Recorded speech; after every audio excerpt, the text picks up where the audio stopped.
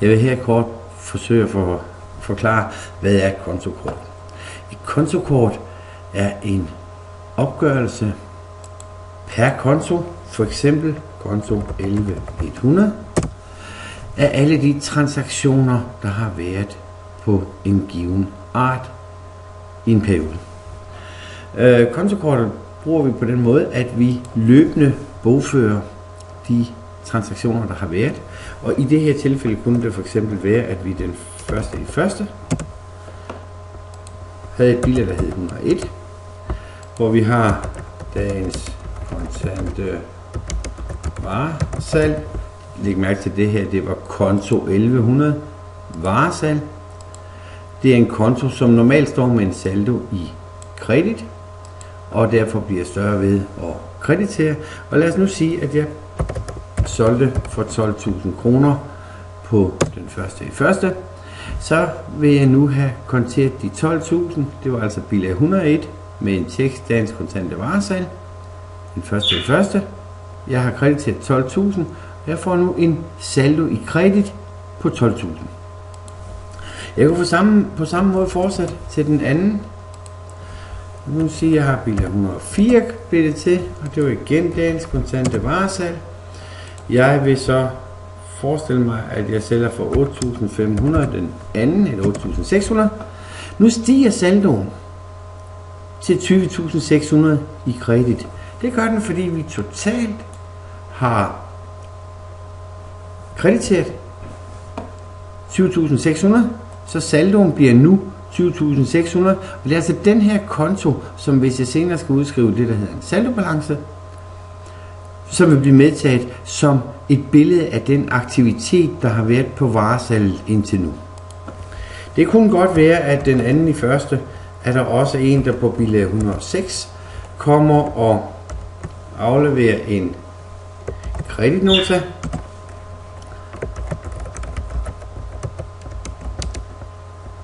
og det var for returvarer. Nu vil mit varesalg altså blive mindre, for jeg har jo fået noget af det, jeg har solgt tilbage. Så jeg debiterer mit varesalg med, lad os sige, 2.000 kroner, og læg så lige mærke til, at nu sker der det, at saldoen den falder, for jeg havde jo før en saldo i kredit, nu debiterer jeg, så falder saldoen til 18.600. På samme måde kunne jeg så, hvis jeg igen tredje i første, bilag 108, varesalg kredit kunne det så være, hvis jeg sælger for 10.000, jamen så stiger saldoen igen, fordi kredit, og jeg krediterer igen, så stiger den til 28.600. Men kontokort er altså et kort, hvor du samler de transaktioner op, som har med kontokortet for varesalg, altså varesalg at gøre. På samme måde kunne jeg lige kort illustrere, at jeg kunne her i den her forbindelse have haft et kontokort for min kasse, og det var den første, hvor jeg på bilag 101 solgte for